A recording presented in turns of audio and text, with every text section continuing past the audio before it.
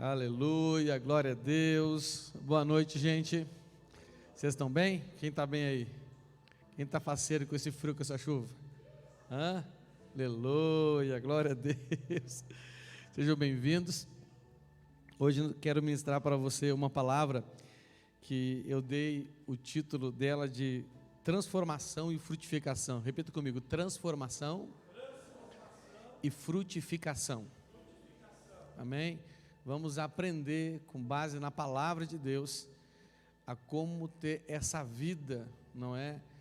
Que é uma vida oriunda de uma transformação e uma vida que tem frutificação, amém? A vida que Deus quer dar para a gente é uma vida que passa por uma transformação e que gera frutificação, amém? Vamos orar então ao Senhor para falar conosco. Feche seus olhos e ore comigo. Senhor meu Deus, Pai Santo, nós te agradecemos, Senhor, por mais este momento, onde estamos aqui reunidos na Tua presença, Pai. Senhor, nós sempre estamos na Tua presença, nada está oculto aos Teus olhos. O Senhor é o Deus que tudo vê, que tudo sabe e que está sempre conosco em todo o tempo. Mas, Pai, como é bom quando nós podemos aqui, como a Tua igreja, nos reunirmos. A Tua palavra diz que é bom e agradável que os irmãos vivam unidos como irmãos. Está escrito na Tua palavra: alegrei-me quando me disseram, vamos à casa do Senhor, porque podemos encontrar os irmãos ali, Senhor, para nos alegrar juntos no Senhor, nos alegrar uns nos outros no Senhor. Pai, obrigado por este tempo especial que temos aqui, Senhor. Pai, nós precisamos que a Tua palavra seja sempre lâmpada para os nossos pés e luz para o nosso caminho. Pai, nós precisamos aprender a viver pela Tua palavra, a sermos verdadeiros seguidores daquilo que o Senhor deixou escrito para nós. Por isso, eu nesta noite, mais uma vez nós te pedimos, dá-nos ouvidos para ouvir o Teu Espírito, Pai. Em nome de Jesus, aleluia, amém, gente? Pode sentar no seu lugar, fique à vontade. Vamos então à palavra do Senhor. Depois do final queremos ter um tempo de oração ainda, amém? Para abençoar a sua vida. Então vamos falar hoje sobre transformação e frutificação. Eu separei aqui inicialmente 2 textos bíblicos para que possa embasar, não é, essas 2 características que marcam a vida daqueles que creem. Quem crê precisa ter uma vida transformada, e quem crê precisa ter uma vida frutífera, amém? Repita comigo: quem crê precisa ter uma vida transformada, e quem crê precisa ter uma vida frutífera, amém? Irmãos, muitas pessoas hoje elas vivem frustradas com muitos aspectos da sua vida. Infelizmente, hoje a frustração não é algo difícil de encontrar na vida da maioria das pessoas, e infelizmente na vida também daqueles que creem, não é? E na nossa vida com Deus, na nossa vida de fé, nada frustra mais do que uma vida sem a transformação que o Evangelho traz. E também uma vida sem a frutificação que o Evangelho traz. Muitas pessoas, elas até questionam a razão delas creem, a razão delas obedecerem, a razão delas fazerem parte de uma comunidade de fé, assim como a nossa, quando, após algum tempo de caminhada na igreja, elas veem que a vida delas continua do mesmo jeito. O Senhor, Ele faz um convite para nós, muito importante. Ele diz para nós virmos a Ele como nós estamos. Isso mostra a aceitação do Senhor, independente de quem nós somos. Mas nós queremos ir ao Senhor como estamos, mas nenhum de nós quer ficar como estamos. Não é verdade? Nós queremos que algo diferente aconteça. Nós não queremos, estar na igreja, estar com o Senhor, para que a nossa vida continue do mesmo jeito, sim ou não?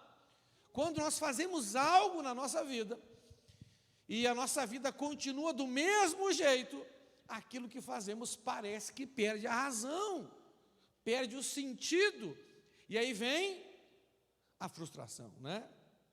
Eu gosto muito de comparar a nossa vida de fé com o casamento, porque o apóstolo Paulo, ele fala sobre isso, né? Entendeu?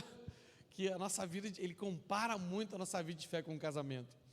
Os relacionamentos afetivos que temos, não é? Quando nós casamos com alguém, a nossa expectativa é que a nossa vida não continue do mesmo jeito, não é verdade? Mas que ela melhore. E quando não melhora, ou às vezes até piora, aí aquilo para nós começa a perder o sentido, não é verdade? E vem então essa frustração. Não é? Então, a nossa vida com Deus, para valer a pena, ela precisa passar por uma transformação. Nós precisamos ser transformados. E também, além de ter uma vida transformada, nós precisamos ter uma vida frutífera. Lá em Romanos 12, no capítulo 2, na NTLH diz assim, não vivam como vivem as pessoas deste mundo, mas deixem que Deus os transforme, fala assim, transforme, por meio de uma completa mudança da mente de vocês.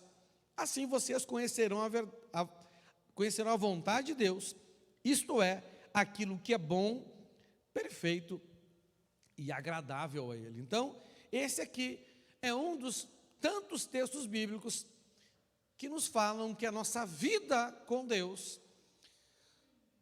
só passa a ter o verdadeiro sentido que Deus quer dar para nós, quando nós passamos por uma transformação. Não é mudança, é uma transformação. Não é? Se você quer mudança, você pode ir num psicólogo, ir num psicanalista. Você quer mudança? Não estou dizendo que mudança é ruim, mudanças são boas, não é verdade? Não é? Deus também nos muda, mas a essência da nossa vida com Deus é uma transformação. Você pode contratar um coach, não é verdade? Sim ou não? Mas transformação é somente Deus que gera em nossas vidas, não é? E o segundo texto, que fala, não é, de uma vida frutífera, está lá em 2 Pedro, no capítulo 1, no versículo 8, diz assim, pois são essas as qualidades que vocês precisam ter. Se vocês as tiverem e fizerem com que elas aumentem, serão cada vez mais ativos e produzirão muita coisa boa como resultado do conhecimento que vocês têm do nosso Senhor Jesus Cristo. Olha que interessante. Então, a nossa vida com Deus, para ser a vida que nós temos a expectativa que Deus nos dá, ela precisa então passar por uma transformação, mas ela também precisa ser uma vida frutífera, porque uma vida que não gera nada, sinceramente, não vale a pena, não é verdade? Sim ou não? Não é? Imagina, passa ano, entra ano, você não conquista nada, ou conquista pouco, não é? Você trabalha, se esforça, vem à igreja, e aquilo que é gerado a partir da sua vida é pequeno, não é? No mundo dos negócios, né, as pessoas avaliam um negócio se é um bom negócio ou se é um mau negócio, medindo a lucratividade. Fala assim, lucratividade. O que é um bom negócio? É um negócio que tem uma boa lucratividade, não é verdade? Não é? O que é um mau negócio? Um mau negócio é um negócio que tem baixa lucratividade. E o que é um péssimo negócio? É um negócio que dá prejuízo, não dá lucratividade, não é? É de 0 para baixo. Porque tem gente que trabalha, fatura, mas no final sobra pouco. Não é verdade? Sim ou não? Não é? E uma vida, biblicamente falando, nós também podemos medir assim. Se uma vida é lucrativa, é uma vida boa. Se uma vida não é muito lucrativa, ela não é tão boa assim. Mas se uma vida ela empata ou dá prejuízo, é uma vida ruim, não é verdade? Não é?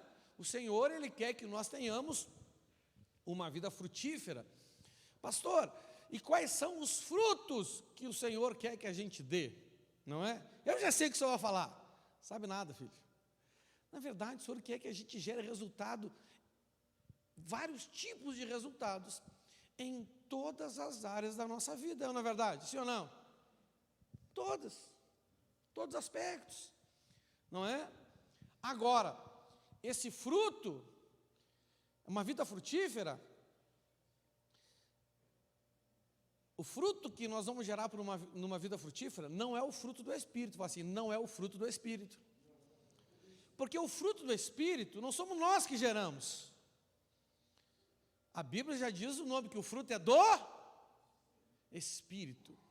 Não é? Existe um fruto que o Espírito gera em nós, gera em mim. Mas existe um fruto que a minha vida gera. Não é verdade? Sim ou não? É o César gerando, é o Marcos gerando, é o Fábio gerando, é o Rodrigo gerando, é a Cauane gerando, é a Alessandra gerando, é a Sara gerando. Tem coisas que o Senhor gera em nós. E isso que Ele gera em nós transforma. Fala assim, transforma. O Senhor gera a fé na nossa vida, gera ou não gera? A fé transforma a gente ou não? O Senhor gera o fruto dEle em nossas vidas. O fruto dEle transforma a nossa vida ou não? Mas existe um fruto que é eu que vou gerar. Existe um fruto que é você que vai gerar, como consequência dessa transformação que o Senhor fez na nossa vida, não é? Então a sua vida, ela tem que gerar bons frutos intelectuais. Você tem que ser uma pessoa que tem inspiração. Fala assim, inspiração. Imagina que você tem um cérebro, você tem uma mente, você tem uma capacidade de raciocínio, só que a sua mente não gera nenhum tipo de boa ideia. Você já pensou? Nós brasileiros, nós não somos estimulados a gerar boas ideias. Nós não somos estimulados a ter uma mente empreendedora. A gente é estimulado a simplesmente se colocar debaixo da boa ideia de alguém. Então eu vou trabalhar em tal empresa, porque tal empresa é boa, e essa empresa é boa porque o dono dela teve uma boa ideia. Então eu vou desenvolver a minha capacidade para ter benefício com a boa ideia de alguém. Mas a nossa mente, assim como a daquela outra pessoa, não deve gerar boas ideias? É ou não é verdade? Não é? A gente tem que ter boas ideias, a gente tem que ter inspiração, uma luz, um insight, não é?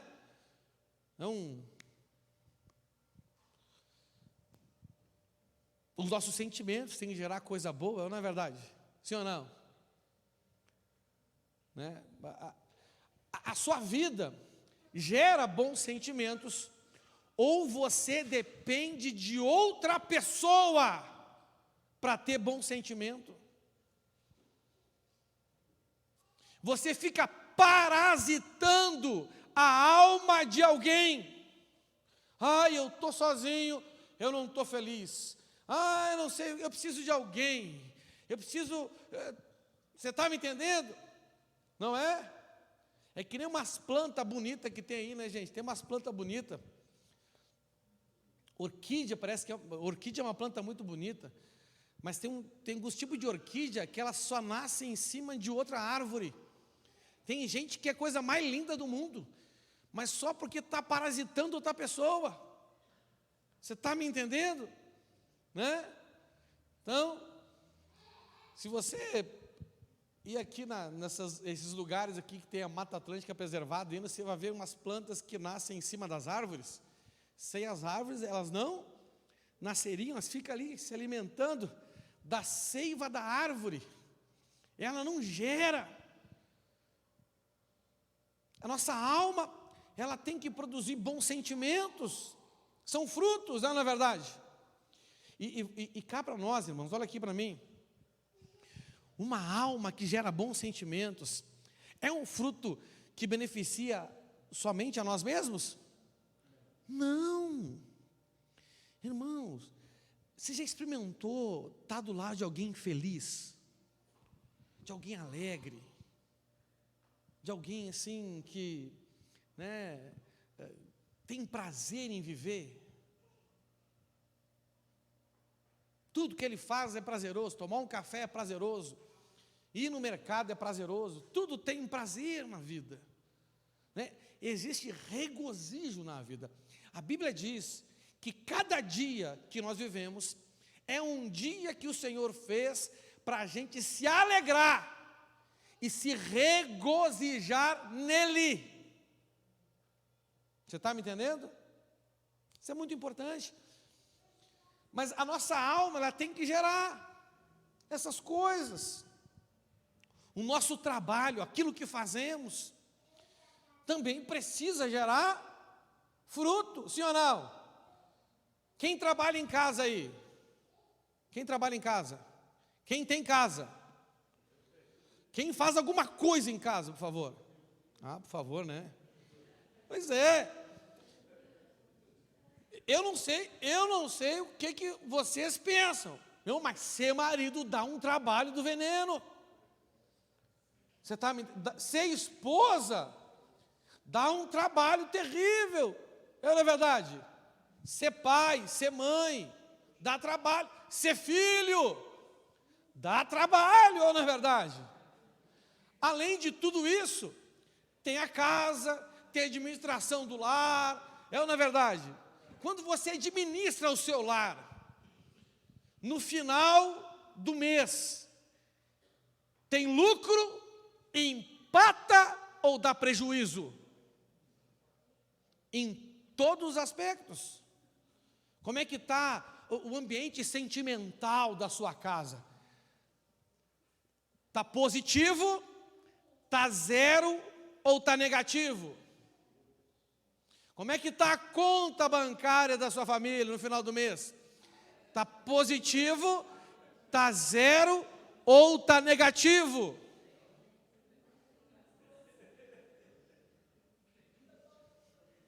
Não é? A gente precisa ter uma vida frutífera.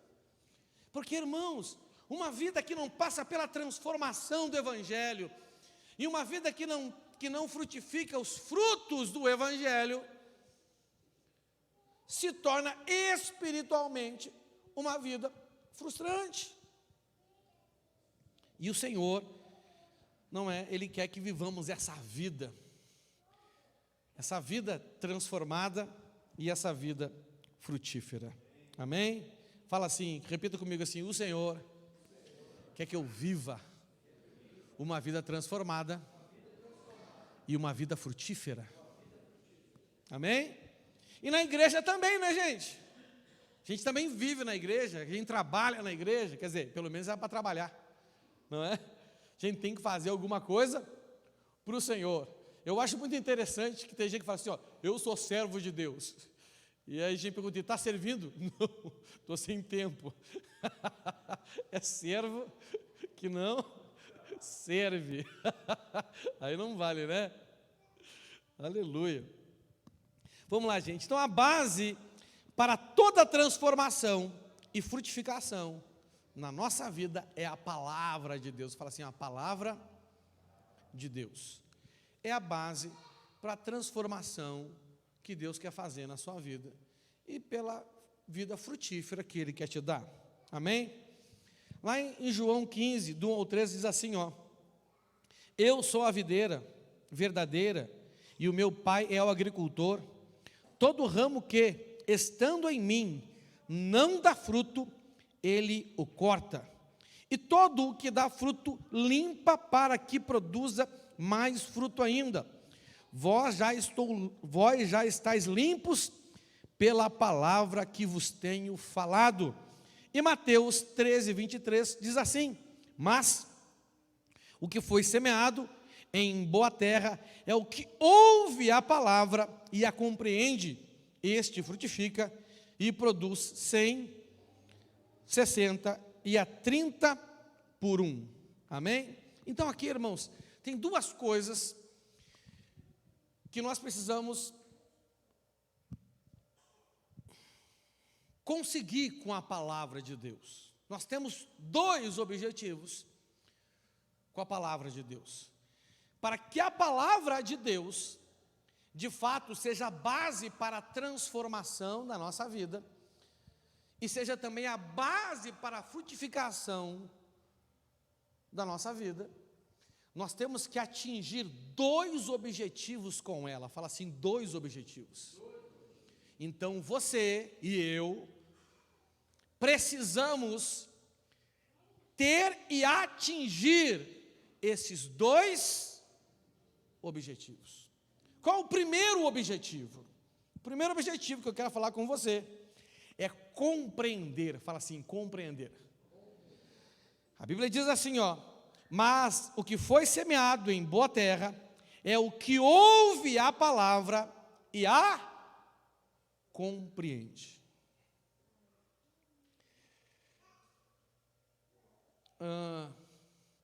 Eu quero aqui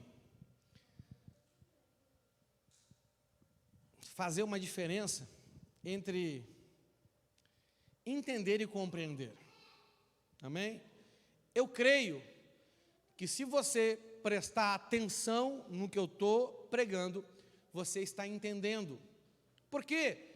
Porque eu estou pregando eu estou pregando uma palavra de Deus, mas com base num raciocínio lógico. E você é uma pessoa que tem lógica, não é verdade? Você tem uma mente, você tem uma psique, você tem um entendimento. Mas compreender vai além disso. Compreender te capacita a explicar e a praticar. Fala assim, explicar e praticar. Se você entende algo, e eu acredito que você está entendendo, mas no final da explanação, você não consegue explicar o que você entendeu, isso significa que você não compreendeu. Volta e meia eu pego alguém no final do culto e pergunto assim, ó, o que Deus falou com você? A pessoa fala assim, e pode ser que ela não tenha dado atenção ao Espírito e de fato ela não ouviu a voz de Deus. Aí quando a pessoa não responde nada, eu pergunto, e o que você entendeu? Ah, pastor, eu entendi, mas não consigo explicar. Não existe. É ou não é verdade? Sim ou não? Ou seja, você até entendeu, mas você não compreende. Tem gente que fala assim, Fábio, não, mas eu compreendi só para mim. Você é o filho da sanguessuga. Porque se o que você recebe serve só para você, olha que vida miserável que você tem. Imagina, chega no final do mês, a pastora Raquel pede dinheiro para o pastor Marquinhos para pagar as contas, para comprar comida. E ele fala assim, meu amor, não tenho. Por quê? Porque o que eu recebi deu só para mim.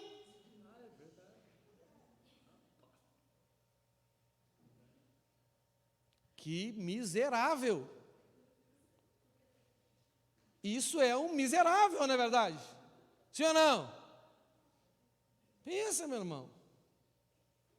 Gente, quem não tem para os outros, na verdade não tem nem para si mesmo. Você está me entendendo? É uma grande realidade. A Bíblia diz que tudo que você de fato recebe, você tem que ter capacidade de dar, senão não vale. Você está me entendendo? Então você precisa investir na capacidade de compreender a palavra de Deus, compreender a pregação. Você está me entendendo? Você tem que investir nessa capacidade. Pastor, como que eu faço para investir na capacidade? Meu irmão, olha só, você aumenta a capacidade de absorver e de entender e de compreender sobre um assunto quando você previamente estuda sobre aquele assunto. Você está me entendendo? Por exemplo, se alguém chegar aqui hoje e começar a falar de música, e falar acorde, e não sei o que, e não sei o que, e não sei o que, quem tem mais capacidade de entender, eu ou o Maneco? Por quê? Por quê? Porque ele já estudou música. Ele entende o que é um campo harmônico, é isso aí? Ele sabe o que é um acorde. Você está me entendendo? Não é? Se a pessoa fala de acorde para mim, eu assim, pastor, qual é a importância do acorde? Eu vou dizer, é que como andarão juntos quem não tem acorde? Não é verdade? Ou acorde é, você que está dormindo, acorde! Né? Por quê? Porque eu não tenho uma base para entender a palavra de Deus, porque eu não me dedico a ela. Imagina que você tem contato com a palavra de Deus somente quando você vem ao culto, e através da pregação, a sua capacidade de compreender, você até está entendendo, a sua capacidade de compreender é muito baixa. Olha só, o seu entendimento depende muito de como eu prego. Agora, a sua compreensão depende muito do quanto você se prepara para receber aquilo que, através da pregação, eu levo você ao entendimento. Você está me entendendo? Então, o nosso primeiro foco, o nosso primeiro objetivo da palavra de Deus é nos preparar, trabalhar, estudar, nos dedicar para que possamos ter entendimento. Irmãos, olha aqui, a Bíblia diz, lá em 1 Coríntios 13, que em parte profetizamos e em parte conhecemos. O que nós entendemos ali? Que o discernimento da inspiração que Deus nos dá passa pelo filtro do nosso entendimento. A compreensão que temos da inspiração que Deus nos dá passa pelo filtro do nosso entendimento. Você já parou para observar que as visões nos tempos da Bíblia são diferentes das visões dos tempos de hoje? Sim ou não? E como que eles traduziam as visões? A partir do conhecimento deles, né? Hoje, por exemplo, eu já vi gente, Deus dando uma visão para essa pessoa, de ela estar andando numa esteira ergométrica. E foi a forma de Deus dizer para essa pessoa que ela estava andando e não estava saindo do lugar. No tempo bíblico, Deus podia dar essa visão para alguém? Porque eles não conheciam uma esteira ergométrica. Agora olha aqui, às vezes Deus quer falar com você de assuntos que você não se dedicou ao conhecimento. Aí você recebe a inspiração e você não consegue discernir. E muitas vezes você pensa, isso deve ser uma bobeira, não entendi. Porque não há a dedicação para o conhecimento. Então, para a palavra de Deus ser base para a transformação da sua vida, primeira coisa que você precisa é buscar capacidade para entendê-la.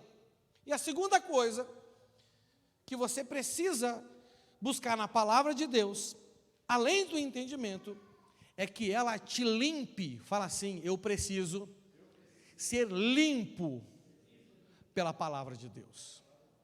A palavra de Deus, ela não é uma palavra qualquer. A palavra de Deus não é como qualquer outro livro de romance, de literatura, de estudo, de conhecimento. Não, a palavra de Deus, ela, entre muitas coisas, ela tem poder de nos limpar. Fala assim, limpar. Como eu já li para vocês lá em João 15:3, diz assim: vós já estáis limpos pela palavra que vos tenho falado. Amém?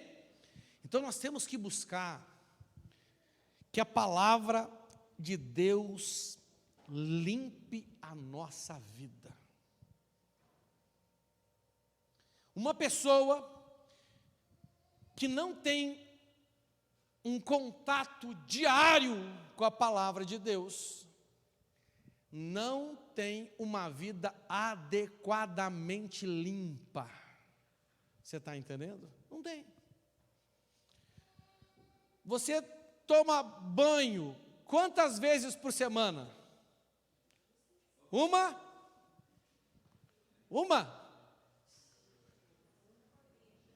Meu irmão, olha aqui para mim, imagina só. Vamos fazer um teste. Vamos fazer um teste científico aqui. Eu proponho. Vamos tentar tomar, nessa próxima semana, tome banho só um dia. Escolha o dia e toma banho só um dia.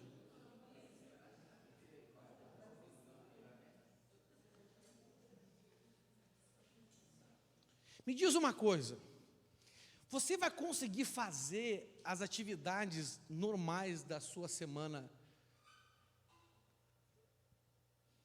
de uma forma boa? Sim ou não? Meu irmão, você vai começar a ter coceira em tudo que é lugar, vai ficar com o sovaco assado, vai ficar com o meio das pernas tudo assado. Meu irmão, nem você vai aguentar se cheirar. Você vai começar a se sentir mal. Não é verdade? Agora imagina você que tem contato com a palavra de Deus só no domingo quando vem no culto. Como é que está a sua vida espiritual? Péssima. E se você... Vou fazer outro teste. Que uma vez é muito pouco, né? Muito pouco é errado, né? Mas tudo bem. Uma vez é pouco. 2 vezes então. A gente só vai tomar banho 2 vezes por semana. O que você acha? Não. Então 3. Só 3. Porque, é domingo, terça no culto e quarta na célula. 3. Você toma banho segunda, quarta e sexta. O que você acha? Bah. É assim que Deus olha para a sua vida e fala assim, bah. Meu Deus do céu. Meu irmão, o senhor não vê a hora de passar uma esponja em você e trocar essa roupa aí, meu irmão. Meu Deus do céu. Então, olha só, a palavra de Deus, ela nos limpa. Nos limpa do quê? Não é? De coisas que nos atrapalham de ter uma vida transformada e de ter uma vida frutífera. Irmãos, assim como o nosso corpo se suja, a nossa alma também se suja. Pensamentos, palavras, situações, frustrações, tantas coisas que a gente passa aí no dia a dia, tanta poeira espiritual que se agarra em nós. Então nós temos que buscar essa limpeza que a palavra de Deus nos traz. Você está me entendendo? E a limpeza feita pela palavra nos ajuda em 3 aspectos. Fala assim, 3 aspectos. Primeiro, quando a gente começa a limpar, a gente identifica o que temos que tirar da nossa vida. Tem coisas, a Bíblia diz que para tudo, não só para a palavra, a Bíblia diz que nós temos que examinar todas as coisas e reter, guardar somente o que é bom. Mas entenda uma coisa, eu não posso impedir de chegar em... Eu não posso decidir que só vai chegar em mim aquilo que é bom. É que nem comprar feijão, você compra um saco de feijão. Mas quando você vai cozinhar um feijão, você tem que fazer o quê? Escolher feijão. Quem aqui tem o costume de não escolher o feijão antes de cozinhar? Quem aqui? Quem aqui já deu aquela dentada numa pedra? Feijão assim? O que você pensou? Qual foi o Satanás que não escolheu esse feijão direito? Que só pode ser obra do demônio. Não é verdade? Você está lá animado, que negócio esquisito assim, dá uma dor, quebra o dente. Meu Deus do céu, sangue de Jesus tem poder. Né? Então, no dia a dia, nós recebemos muitas coisas. E a gente tem que examiná-las e reter o que é bom. E o que não é bom, o que a gente faz? Nós descartamos. Irmãos, olha aqui. Por essa falta de higiene da nossa alma, tem muitas pessoas guardando, retendo na sua vida sujeiras, coisas ruins, que era para jogar fora. Espiritualmente, ela não tem funcionando o seu sistema excretor. Imagina você ficar uma semana sem fazer xixi, sem fazer cocô. Você vai ficar cheio de toxina. Exatamente.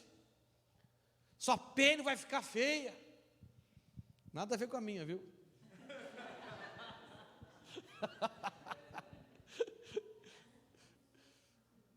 Você vai começar a ter um monte de espinha. Você vai começar a ter alergia, coceira, urticária. Não é verdade? O seu sistema linfático não vai funcionar direito. As suas glândulas não vão funcionar direito. Você vai virar uma bomba de coisa ruim. O seu cheiro na pele vai ficar esquisito. Vai. Você toma banho e tem um cheiro ruim. Você vira um saco de bosta.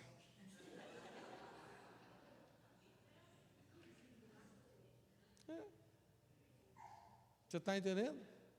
Essa é uma grande realidade. Agora, olha só. Se você se relacionar diariamente com a palavra de Deus, para ela te limpar. Irmãos, tudo que chega até nós, tudo tem coisa boa e ruim junto.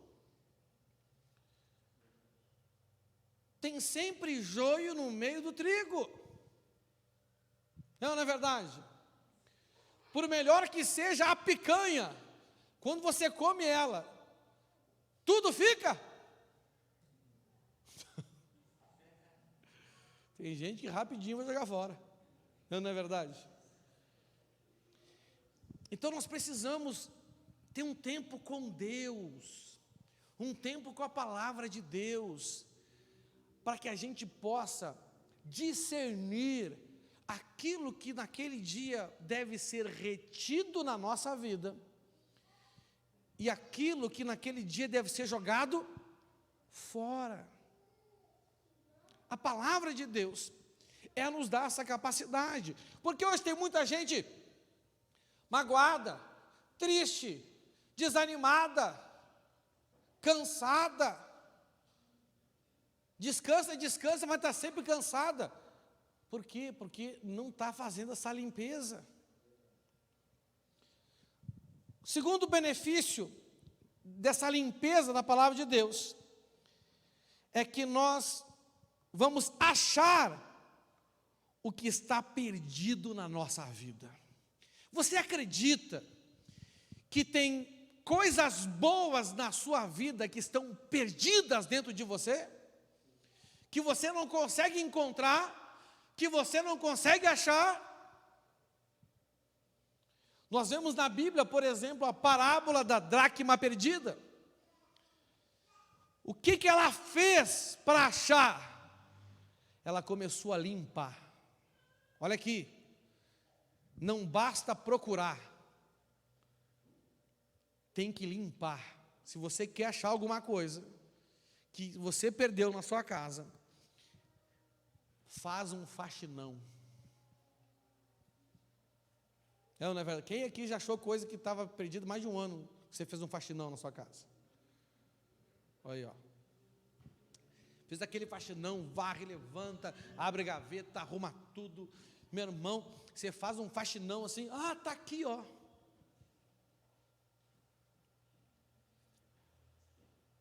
A Bíblia diz que quem procura acha.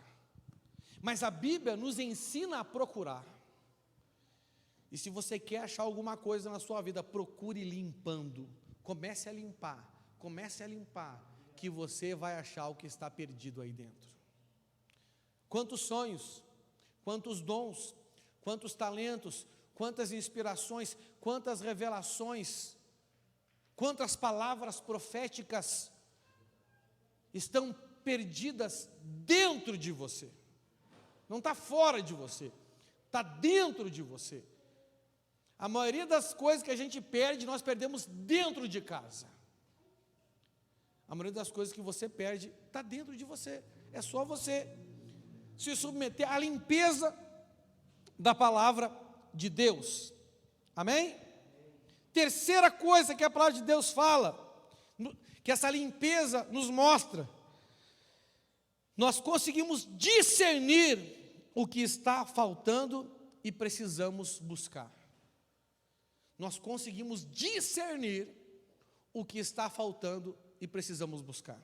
Olha aqui, meu irmão, sempre que as coisas não estão fluindo na vida da gente, a nossa tendência é perguntar assim, ó, o que está faltando? Não é verdade? Sempre que alguém quer ter uma transformação na vida, ela fala assim, ó, eu estou buscando em Deus. Irmãos, tem coisas que você tem que discernir mesmo, que você tem que buscar. Mas tem problema na sua vida, que não é que você tem que buscar alguma coisa, você tem que tirar alguma coisa, a sujeira. Outras você tem que achar. E outras, de fato, você tem que buscar. Tem muita gente buscando em Deus aquilo que está nele, já está em você, Deus já te deu. Mas quando então eu me submeto à limpeza diária, que a palavra de Deus faz na minha vida, aí eu consigo discernir, não, isso é porque eu tenho que tirar isso é porque eu tenho que achar algo, e isso é porque eu preciso de algo que eu ainda não tenho. Você está entendendo? Isso é muito importante, nós discernirmos. Então nós temos dois objetivos com a palavra de Deus. Claro que não são só esses, mas são os dois que vão nos conduzir inicialmente a uma vida transformada e a uma vida frutífera. Precisamos nos preparar para compreender a palavra e precisamos deixar que ela nos limpe. Então, quando nós nos relacionamos com a palavra desta forma, ela se torna a base para uma vida transformada e frutífera. Amém? Então agora, a partir daí, você pode então começar a se preparar para uma transformação e a se preparar para a frutificação. Sem a compreensão da palavra, não há frutificação. Sem buscar o entendimento, a limpeza da palavra, não há transformação. Nós precisamos dessas duas coisas para haver transformação e para haver frutificação. Então, primeiro agora, já que tivemos esse entendimento da palavra, que é a base, vamos falar então especificamente sobre transformação e sobre frutificação, amém? Quem quer ter uma vida transformada aí? Quem quer ter uma vida frutífera aí? Então presta atenção. Então vamos falar sobre transformação. Então, meus irmãos, olha só. Quando, a partir da palavra, a partir da compreensão que eu tenho, a partir de uma vida limpa pela palavra, então, quando a partir da palavra, eu me relaciono com Deus, eu sou transformado. Quando que eu sou transformado? Quando, a partir da palavra, eu me relaciono com Deus. Olha aqui, a chave para a transformação é o relacionamento com Deus. A chave para a frutificação é o relacionamento com o próximo. Fala assim, a chave para a transformação é o relacionamento com Deus. E a chave para a frutificação é o relacionamento com o próximo. Então, muitas pessoas, olha aqui, tem pessoas que não se relacionam com Deus. Tem outras pessoas que se relacionam com Deus do seu jeito, à sua maneira, segundo a sua vontade. E tem gente que se relaciona com Deus segundo a palavra de Deus. Você não pode ser uma pessoa que não se relaciona com o Senhor. Não é bom também que você seja o tipo de pessoa que se relaciona com Deus do seu jeito. Não. Nós precisamos ser o tipo de pessoa que se relaciona com Deus com base na palavra de Deus. Porque, meu irmão, olha só, para mim ser amigo do pastor Marquinhos, eu tenho que conhecer o que está no coração dele, sim ou não? E eu tenho que estar limpinho. Tem que estar o quê? Limpinho. Você está me entendendo? Porque imagina o pastor Marquinhos me convida para ir na casa dele, só que eu só gosto de falar de assunto que ele não gosta. Ele vai me convidar? Não. Ele vai dizer, o César é chato. Você está me entendendo? E se eu chegar na casa dele todo fedorento, fedido? Não dá para ter relacionamento. Ninguém gosta de se relacionar com gente chata, que fala de assunto que o outro não gosta.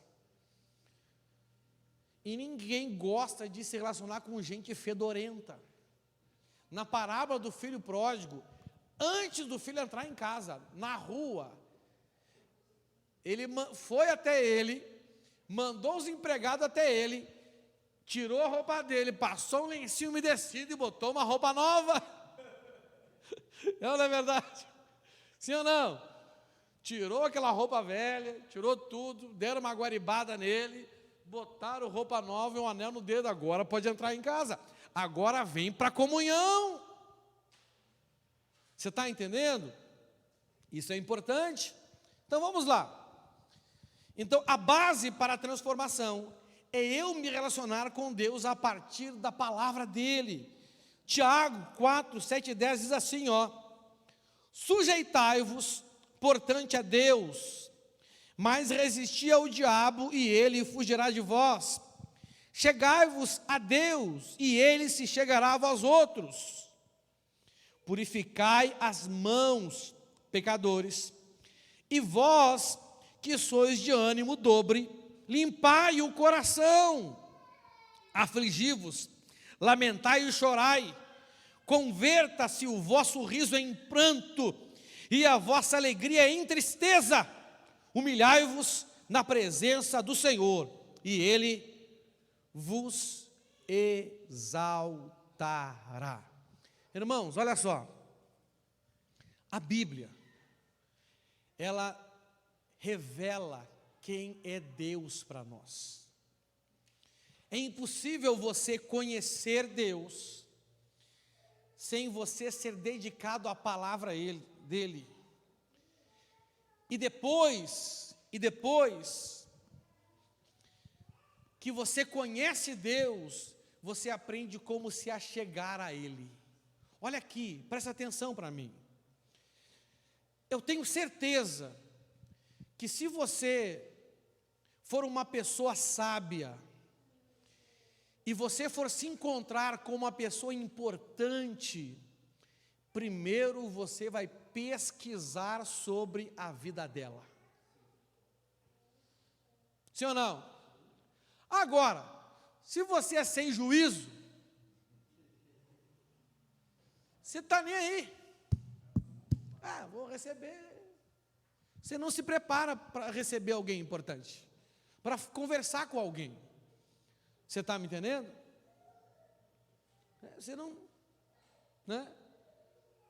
Agora imagina Deus. Deus não é importante?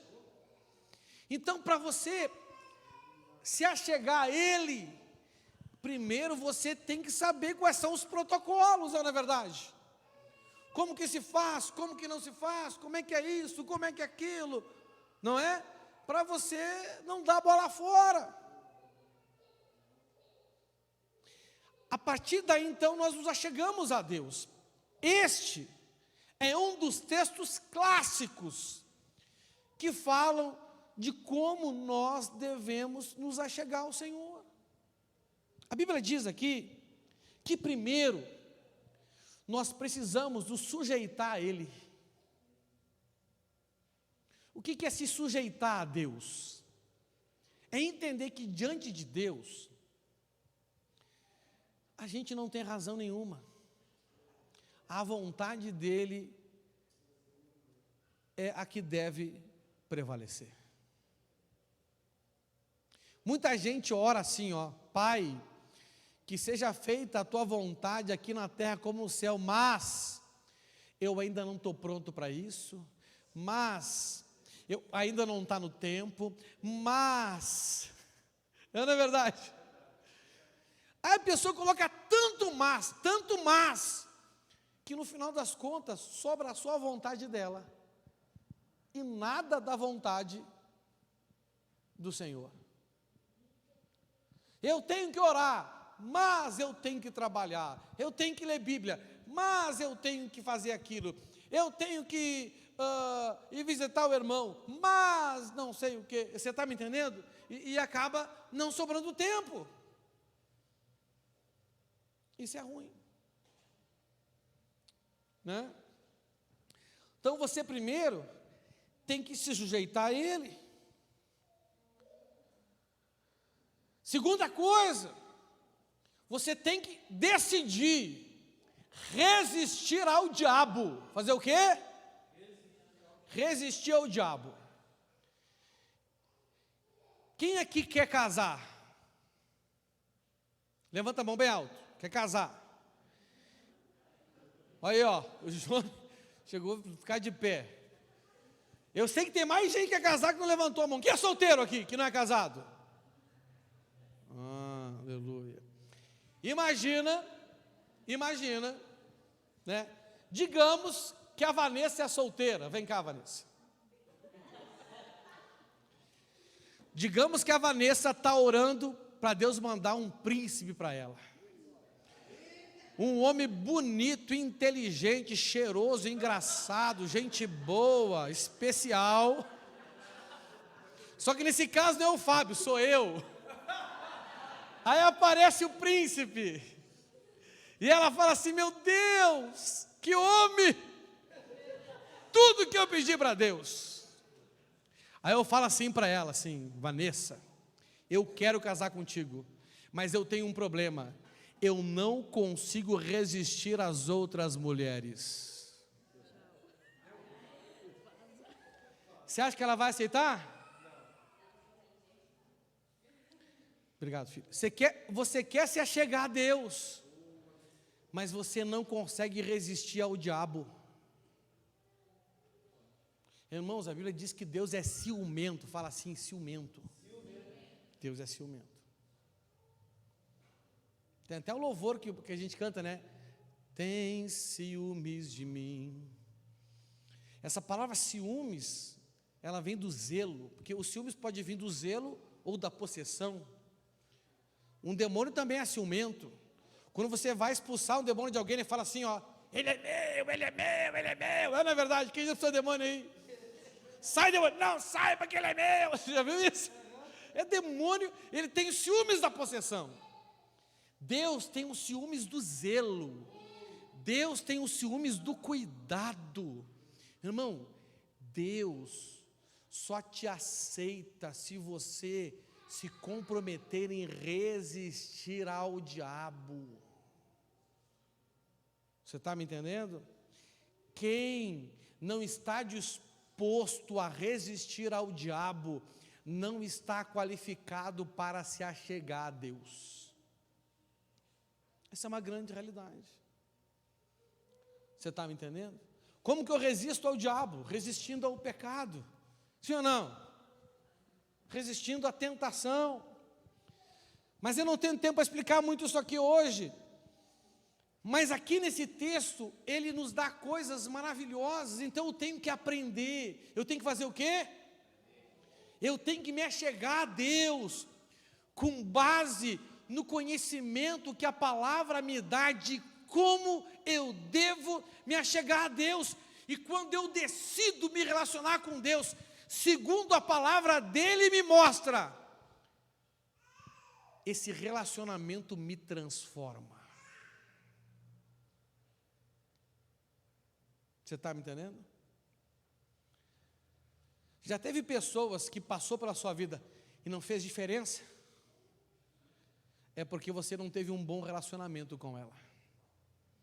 Se você tiver um bom relacionamento com Deus, Ele vai fazer diferença na sua vida. É impossível Ele não fazer diferença.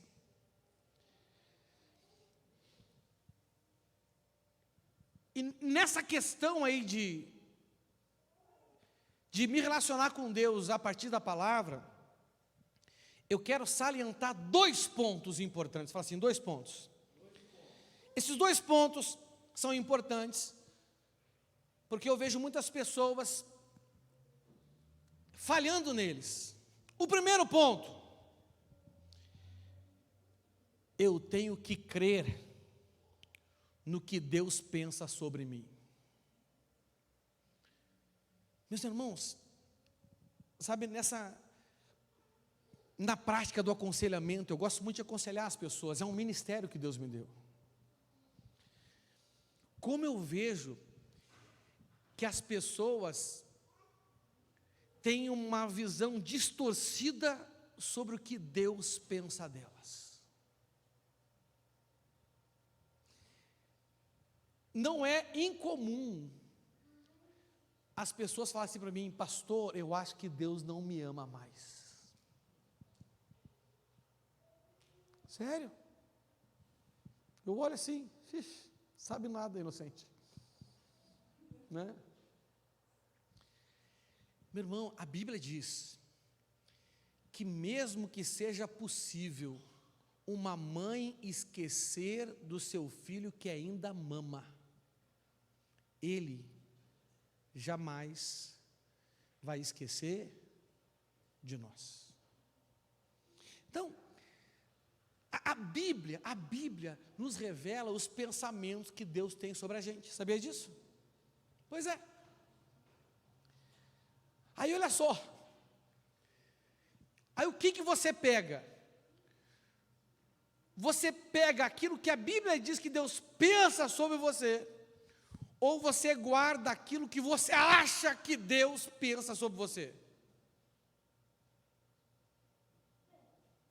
A maioria dos crentes, na minha experiência prática, guarda em si, não o que a Bíblia diz que Deus pensa delas, mas o que elas estão achando. Elas estão sentindo, eu acho que Deus quer me pegar, eu acho que Deus não me ama, eu acho que Deus já mudou de ideia, eu acho que Deus já me esqueceu, eu acho que Deus... Você está me entendendo? Sim ou não? Irmão, deixa eu dizer uma coisa para você. Deus pode mudar de atitude com você, mas Ele nunca muda o que Ele pensa de você. E Ele muda de atitude para te conduzir àquilo que Ele pensa sobre você. A correção de um pai mostra que ele ainda pensa bem, mas ele simplesmente mudou de atitude. Sim ou não? Irmãos, nós corrigimos de verdade só quem nós amamos, é ou não é verdade? Concorda comigo? Jeremias 29, do 11 ao 13, fala assim: eu é que sei que pensamentos tenho a vosso respeito, diz o Senhor. Olha só. Ele disse que Ele tem pensamentos com relação a nós. Você pode ficar assim, ai, como eu queria saber o que Deus pensa de mim. Vai ler Bíblia. Está ali. Ele já registrou o que Ele pensa da gente. E Ele diz assim, ó: pensamentos de paz e não de mal, para vos dar o fim que desejais. Meu irmão, deixa eu dizer uma coisa para você. Se alguém um dia chegar para você e falar assim, olha, Deus mandou te dar uma palavra, Deus está com uns pensamentos esquisitos a seu respeito, não acredite. Isso aí é pitom, é demônio, ou é insanidade desse irmão. Você está me entendendo? não é? Ontem eu estava me preparando para dormir, a missionária me liga para me contar os detalhes de como é que foi a conferência de mulheres. Fui dormir 2 horas da manhã. Ela falava assim, eu falei, não, meu amor, eu já entendi. Não, mas eu quero que tu entenda os detalhes.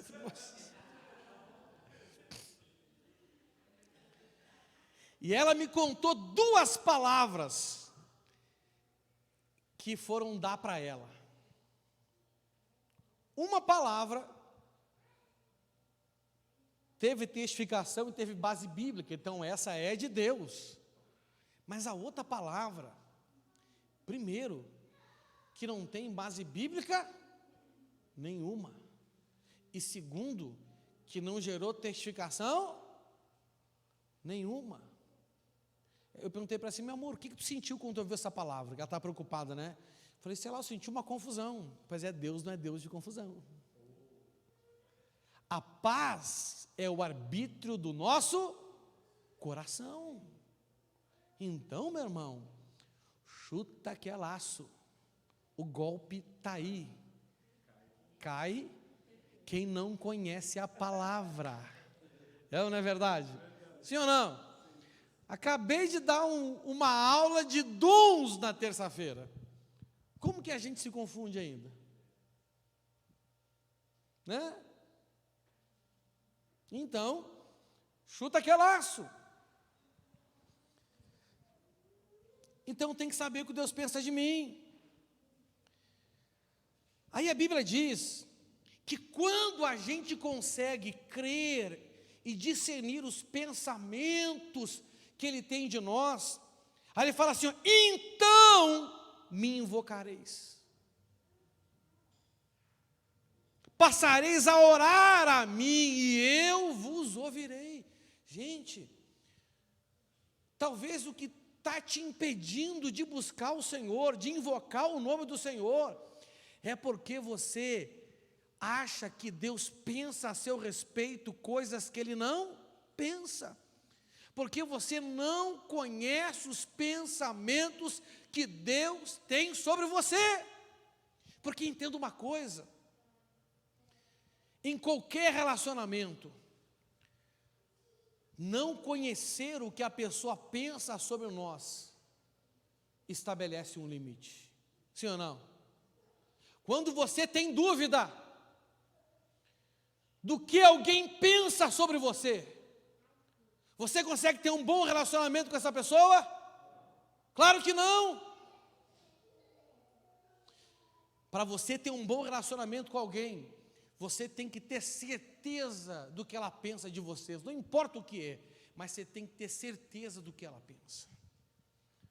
Então, se você não conhece os pensamentos que Deus tem sobre você, e eles estão na Escritura Sagrada, você não consegue nem invocar o Senhor. Ele fala então, que depois que nós conhecemos os pensamentos dele, ele fala assim, então, o que quer dizer então? A partir daí, com base nisso, a partir desse entendimento, então me invocareis, passareis a orar a mim, e eu vos ouvirei. Buscar-me-eis e me achareis, quando me buscardes de todo o vosso coração. Talvez o que tem limitado a sua vida é porque, como você não conhece os pensamentos que Deus tem sobre você, você fica achando o que não deve. Você está me entendendo? E a partir daí, o segundo ponto, depois que você conhece como se relacionar com Ele, depois que você conhece os pensamentos que Ele tem sobre você, aí de fato, o ponto B então é, tenho que me relacionar com Deus a partir da palavra. Em Oséias 6,13 diz assim, conheçamos e prossigamos em conhecer ao Senhor, como a alva a sua vinda é certa, e Ele descerá sobre nós como chuva serôdia que rega a terra. Você precisa se relacionar com Deus. Mas não é só se relacionar com Deus. Você precisa se relacionar com Deus a partir da palavra dEle. Conhecendo Ele e conhecendo o que Ele pensa sobre você. Amém?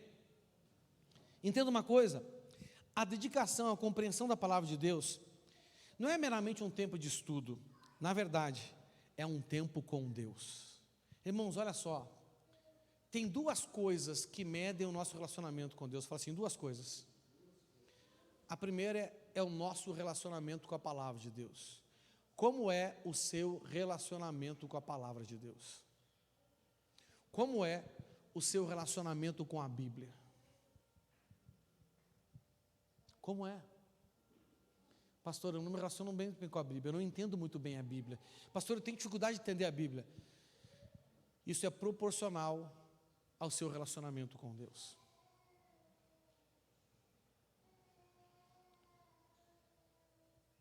Entenda uma coisa,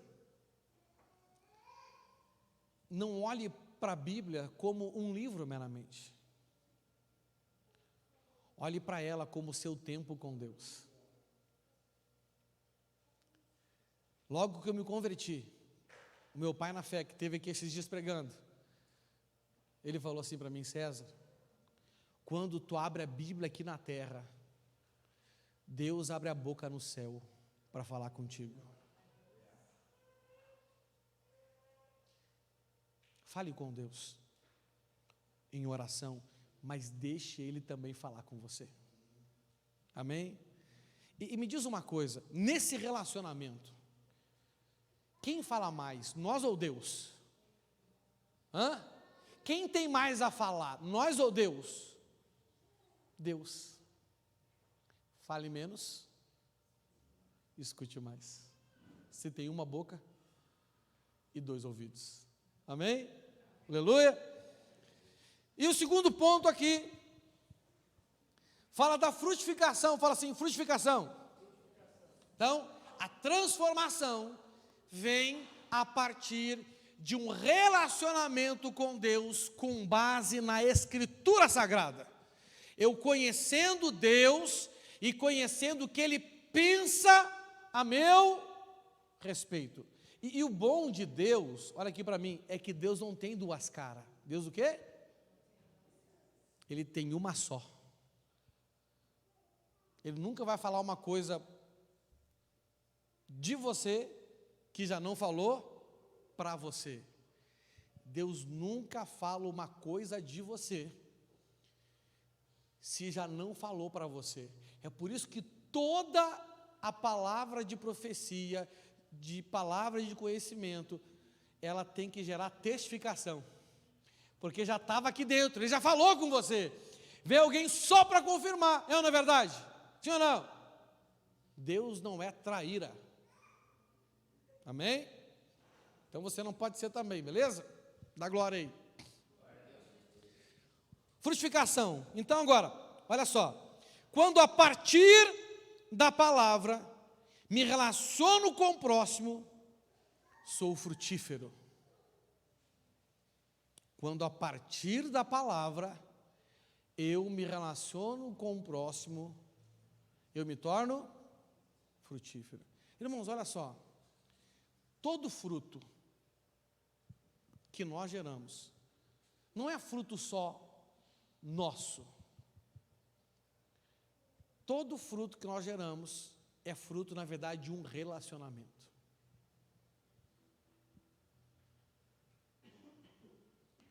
Quem ganha dinheiro sozinho aí? Se você fosse hoje para uma ilha deserta, você ia ganhar dinheiro lá igual? Se você fosse para uma ilha deserta, você iria ganhar dinheiro lá igual? Não! Porque não tem gente lá. Alguém já ganhou dinheiro do coco? O coco deu dinheiro para você? Não. Se tem mais gente, a partir do coco você pode ganhar um dinheiro. Você vende o coco para ela, sim ou não? Então, tudo o que nós geramos, todo fruto que nós damos, não é um fruto só nosso, eu preciso dos outros para frutificar. Eu acho interessante essa filosofia feminista, que fala assim de produção independente de filho. Quem já viu isso? Fico pensando, como é que essa mulher vai fazer? E vai brotar?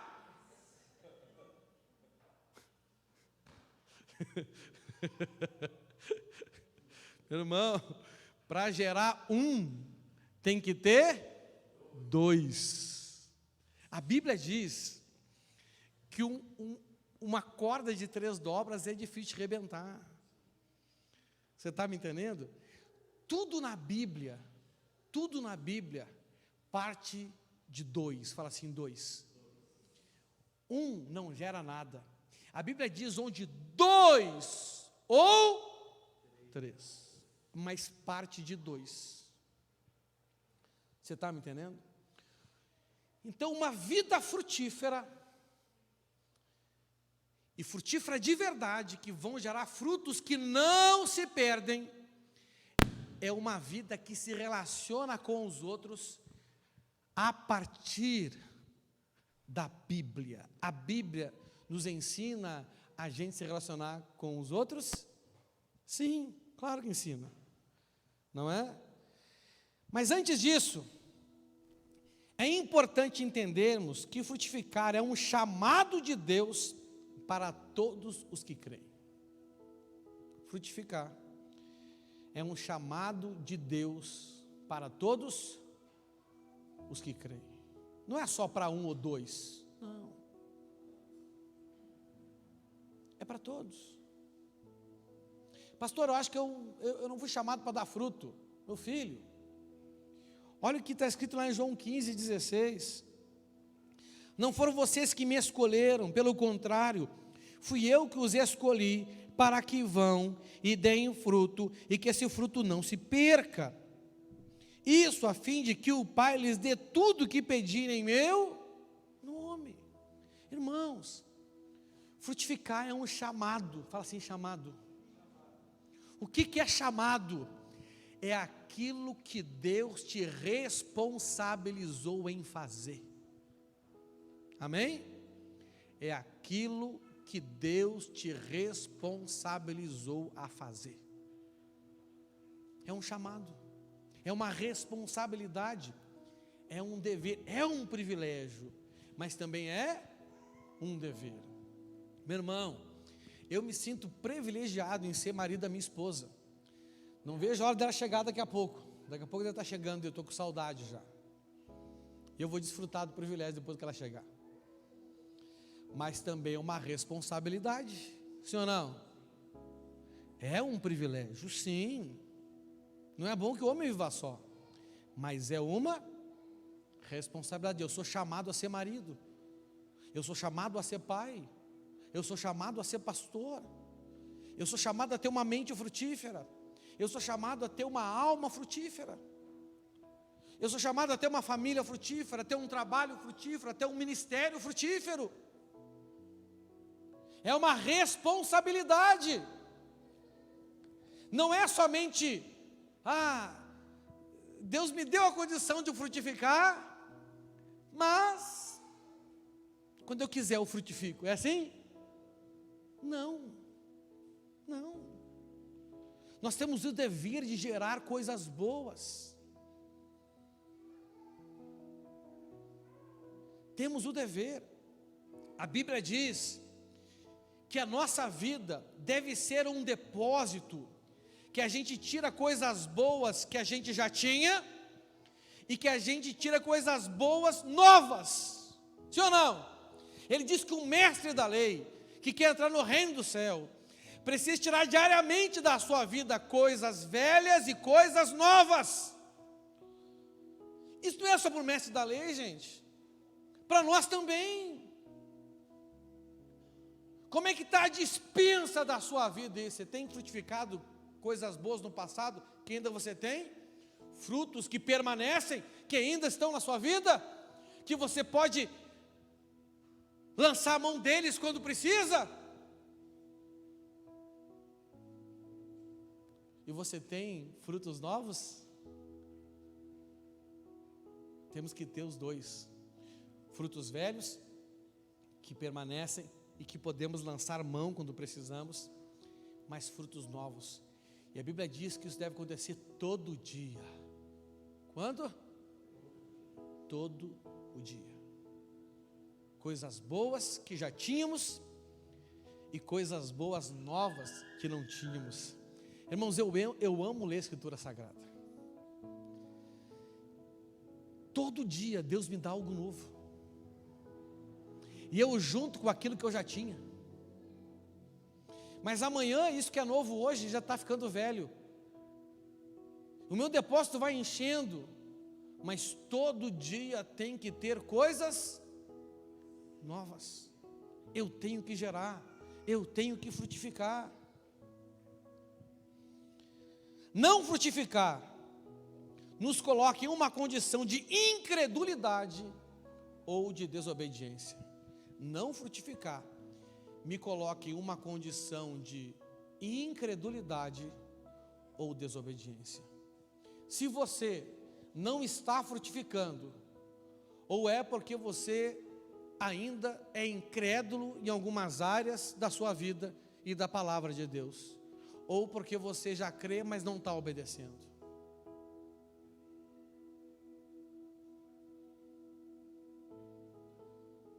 Quem quer crescer espiritualmente aí? Quem sabe que orar em língua estranha gera crescimento espiritual? Quem tem orado todo dia, pelo menos uma hora por dia em língua estranha? Uns não fazem porque não creem. Outros já creem, já aprenderam, mas não fazem porque são desobedientes. Qual é o fruto da incredulidade? Qual é o fruto da desobediência? Eu quero te dar um tema de casa hoje. Pesquise na Bíblia o que colhe um incrédulo. Pesquise na Bíblia o que colhe um desobediente. Quem não frutifica, não frutifica por causa de incredulidade ou por causa de desobediência. Mas dentro desse contexto aqui do relacionamento com os outros, com base na palavra de Deus, que me torna frutífero, nós temos que observar duas coisas. Fala assim, duas coisas. Olha só, lá com Deus, para a gente se relacionar bem com Deus, a gente tem que saber o que Ele pensa da gente, sim ou não? Agora com as pessoas, nós temos que nos relacionar bem com elas, independente do que elas pensam da gente. Deixa eu te fazer uma pergunta. Você consegue manter sobre o mesmo pensamento sobre a mesma pessoa sempre? Quem consegue? Não. Irmãos, eu vou contar um segredo para vocês, não conto para ninguém, amém? Irmãos, eu amo o pastor Marquinhos. Eu tenho bons pensamentos sobre ele, na maioria do tempo. Mas você acredita que eu também já tive mau pensamento sobre ele? Eu elogio muito o pastor Marquinhos. Mas você acredita que eu também já critiquei ele? Sim ou não? E não foi aquela crítica construtiva, foi crítica injusta que eu fiz. Gente, se você decidir conhecer o pensamento das pessoas sobre você, como você precisa conhecer o de Deus sobre você, você vai ficar louco. Porque os nossos pensamentos mudam segundo a nossa disposição mental, segundo a nossa disposição emocional. Sim ou não? Irmãos, eu amo a minha esposa. Tem dias que eu estou doido para estar com ela, que nem hoje. Mas tem dias que eu estou doido para dar um rolê. Você está entendendo? Né? Tem dias que ela fala assim, meu amor, A gente pode ficar o dia inteiro hoje descansando, eu posso ficar. Mas tem dias que eu quero estar perto. Por quê? Porque nem todo dia eu penso a mesma coisa sobre qualquer pessoa. Então, para mim me relacionar bem com Deus, eu preciso conhecer os pensamentos dele a meu respeito. É isso que importa. Mas com as pessoas não. Independente dos pensamentos delas, a gente tem que decidir se relacionar bem com elas. Acabou, não interessa. Por isso você não pode ser uma pessoa que fica assim: o que será que estão pensando de mim? O que estão falando de mim? Uma vez, Jesus fez uma pergunta para os discípulos, e perguntou assim: o que é que dizem de mim?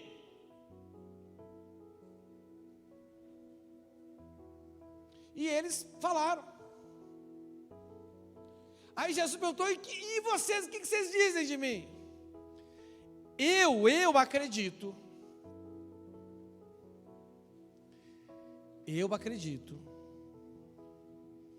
que um dos ensinamentos que ele quis dar para os discípulos ali foi assim, na verdade, não importa o que as pessoas pensam de mim, o que elas pensam de mim não determinam quem eu sou.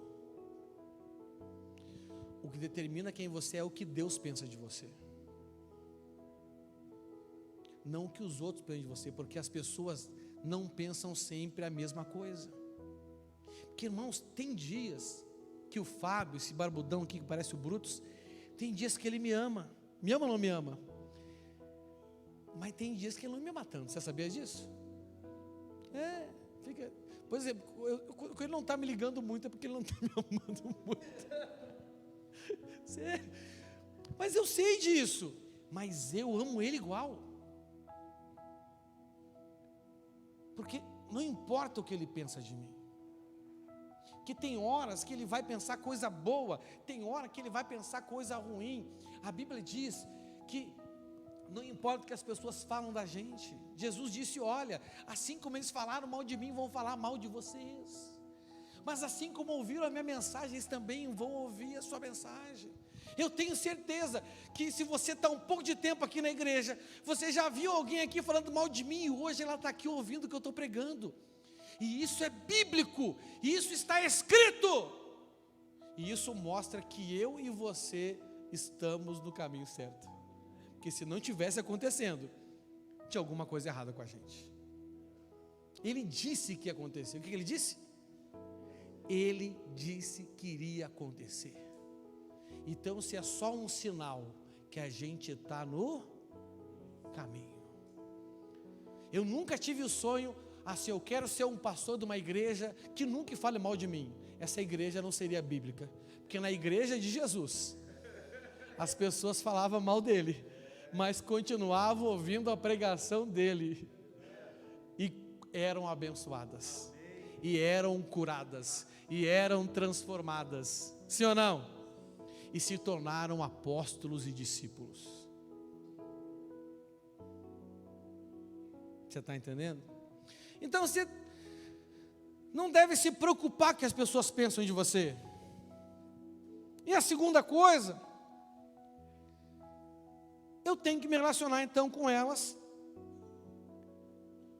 segundo a palavra de Deus. A palavra de Deus nos ensina a nos relacionar com as pessoas. E se eu resolver me relacionar assim com as pessoas, eu vou ter uma vida frutífera. Os meus pensamentos vão produzir coisas boas. Eu vou ser um cara empreendedor, criativo e inteligente. Vou ter boas ideias. Meus sentimentos vão ser bons, na maioria do tempo. E quando vir o ruim, eu vou ter condição de repreendê-los em nome do Senhor Jesus Cristo. Você está me entendendo? E o versículo que é o princípio de ouro para o relacionamento com o próximo, está em Mateus 7,12, diz assim: façam aos outros o que querem que eles façam a vocês, pois isso é o que querem dizer a lei de Moisés e os ensinamentos dos profetas. Irmãos, olha aqui. Moisés, a partir dos 10 mandamentos, ele fez leis. Fez o quê? Leis. Para que essas leis?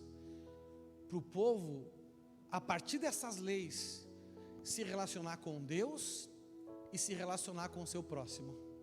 Amém? E sempre que alguém descumpria essa lei, Deus mandava um profeta. Jesus está dizendo que tudo que Moisés escreveu a partir dos 10 mandamentos e todas as mensagens dos profetas se resumem nesse versículo.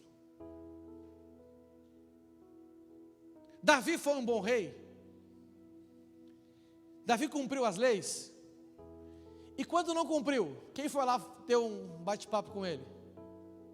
Quem? Natã. E contou a história da ovelha. Que dia. Que dia. Tem gente que quer confessar pecado só em 1 a 1. E olha lá, Natã confessou na sala do trono, no dia de audiência, na frente de todo mundo, ficou até escrito. Ai, pastor, fica espalhando meu pecado. Fala isso para Davi. Está escrito até hoje. Todo mundo sabe. Você está me entendendo? Chegar no céu, ô Davizão, que pisada na bola que tu desce, hein? Meu irmão. Como é que tu fez aquilo com Urias? Você está me entendendo? Imagina, meu irmão, você chega na eternidade, vem Davi te abraçar, e a hora que ele está correndo para você, você lembra o que ele fez para Urias. Opa, Davi, gosto muito de ti, mas eu sei que tu...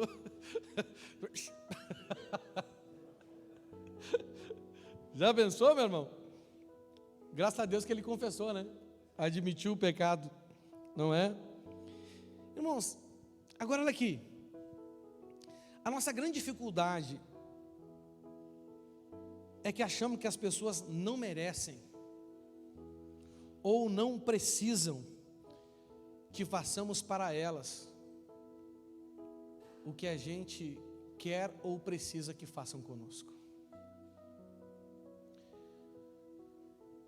Quem quer que eu ore por você todo dia aqui? Agora, você acredita que tem muita gente que não ora por mim porque pensa que não precisa de oração, só porque eu sou pastor? Quem sou eu para orar pelo pastor?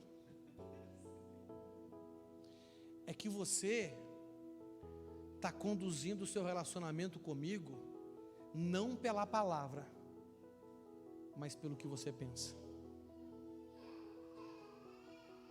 E às vezes a gente acha que a pessoa também não merece, não é verdade? Sim ou não? Esses são 2 motivos clássicos pelos quais nós não fazemos para os outros aquilo que a gente quer que façam para nós. Esquece se ela precisa ou não. Esquece se ela merece ou não. Não importa.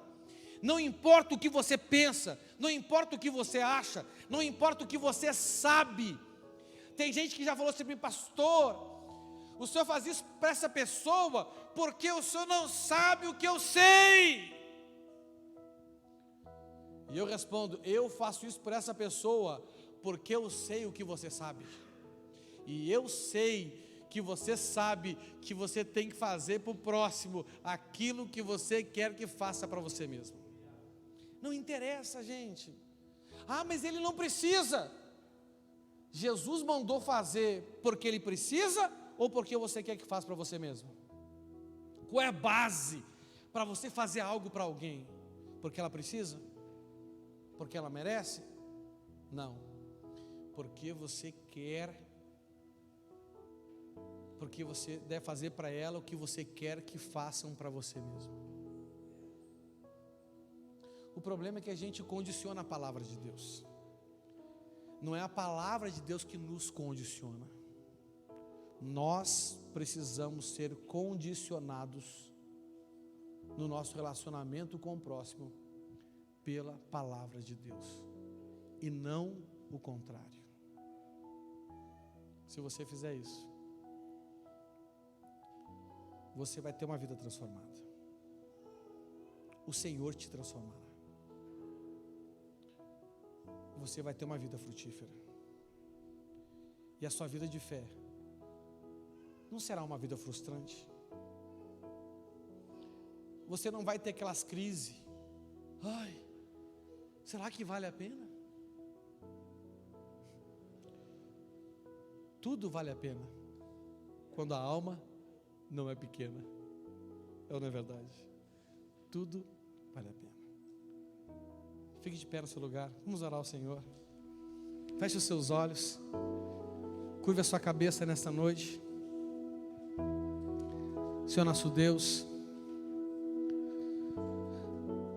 Senhor, nós queremos, mas acima de tudo, nós precisamos ter uma vida transformada e ter uma vida frutífera, Senhor.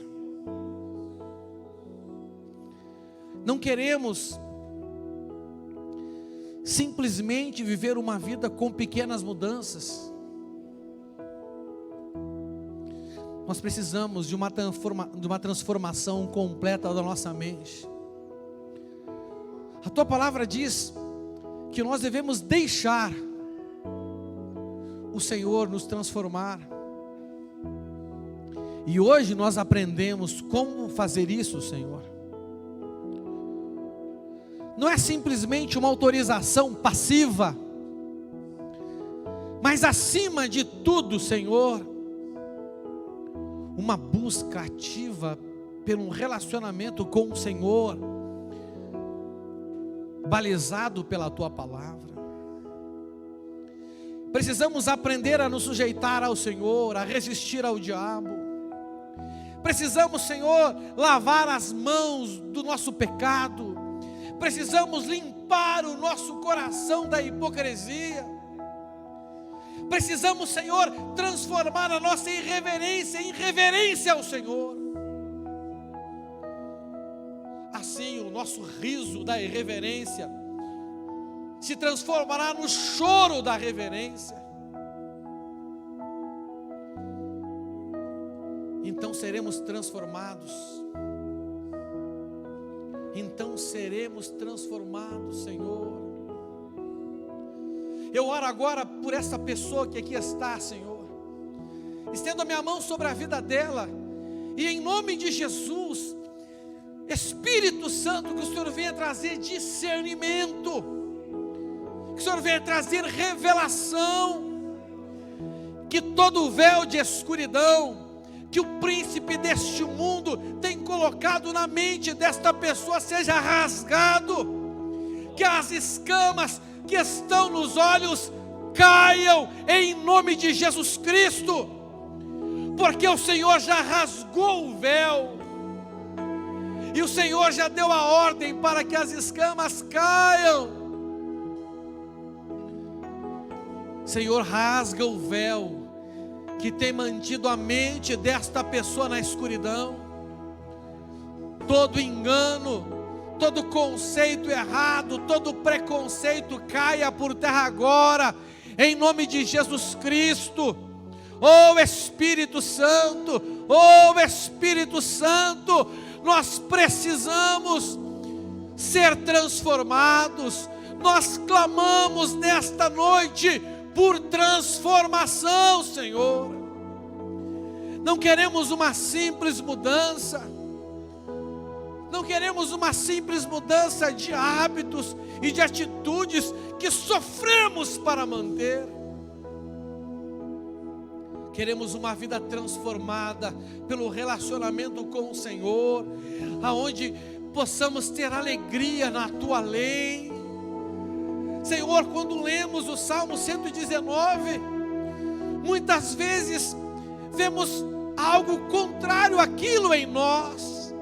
Não achamos essa alegria na tua palavra, não achamos esse prazer em estar na tua casa, Senhor, porque ainda não fomos transformados. ainda temos que fazer as coisas como que forçosamente, não é natural, porque ainda não faz parte da nossa natureza. Por isso nós precisamos ser transformados, Senhor. Senhor, gera em nós o querer, gera em nós a ação de buscar o conhecimento, de buscar a compreensão da Tua palavra, Senhor, de buscar a limpeza que a Tua palavra gera em nós, para que assim possamos ser transformados, possamos ser frutíferos. Senhor, não queremos mais ter barreiras de relacionamento com as pessoas. Senhor, não queremos deixar aquilo que elas pensam ou aquilo que elas falam de nós ser barreira entre nós e elas. Não, Senhor, porque não é isso que baliza o nosso relacionamento com elas. Tem que ser a Tua palavra, Senhor. Mas nós confessamos que nós temos medo de nos relacionar com as pessoas segundo a Tua palavra. Nós confessamos que nós não temos vontade de nos relacionar com as pessoas segundo a Tua palavra. Tem pessoas que nós achamos que elas não merecem, Senhor, porque nós julgamos elas com os nossos pensamentos, não com os Teus pensamentos. E nós classificamos elas em uma condição que o Senhor não classifica elas, Pai. Senhor, ajuda-nos, liberta-nos do medo, liberta-nos da desconfiança, do receio, do ressentimento, dos traumas. Essa pessoa que tem a sua alma cativa por laços de ressentimentos, por laços de medos e de traumas, eu ordeno agora em nome de Jesus que este jugo saia da vida dela agora. Jugo de angústia, jugo de tristeza, jugo do medo, do ressentimento, jugo da desconfiança, que faz essa pessoa, quando se sente ameaçada, atacar. Em nome de Jesus, Senhor, arranque essa raiz da vida dela. Senhor, na Tua palavra diz que toda planta que o Senhor não plantou, o Senhor vai arrancar. Então, ó Pai, em nome de Jesus, agora eu oro para que essa planta, para que essa raiz de amargura que está enraizada na alma, no coração dessa pessoa, saia, seja arrancada agora, em nome de Jesus. Oh Espírito de Deus, Espírito Santo, nós precisamos do Senhor, da Tua ajuda, porque sem Ti nada somos. Vamos encerrar esse momento cantando esta canção ao Senhor. Oh, aleluia, oh, aleluia. Declare essa canção. Águas que correm do trono, águas que curam, que limpam. Aleluia, Por onde o rio passar, Ele quer transformar a sua vida, Ele quer te dar uma vida frutífera. Creia e receba isso do Senhor, pois leva a vida do próprio Deus. Este rio está nesse lugar. declare, declare. Quero beber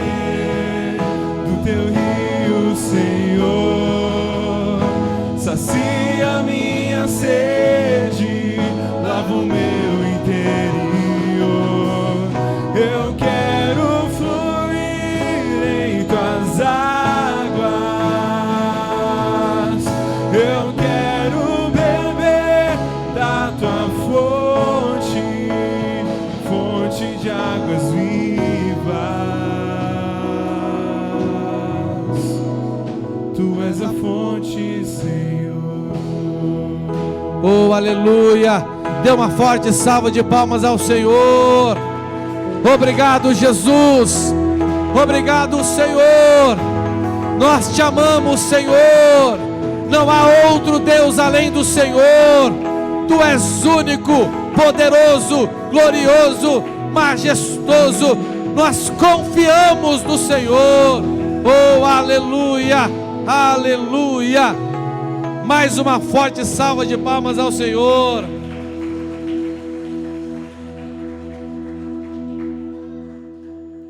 Amém? Então, meus irmãos, vá em paz e viva uma vida